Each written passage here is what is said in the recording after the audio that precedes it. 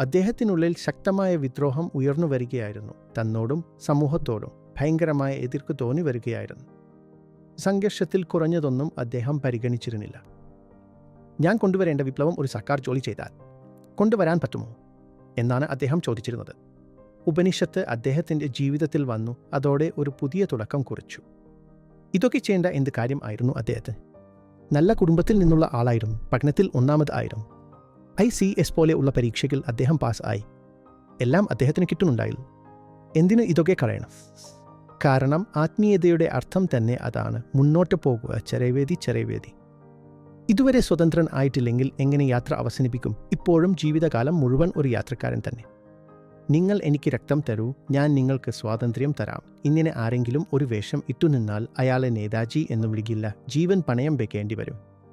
മറ്റൊരാളോട് രക്തം ചോദിക്കും മുൻപ് സ്വന്തം രക്തം കളയേണ്ടി വരും.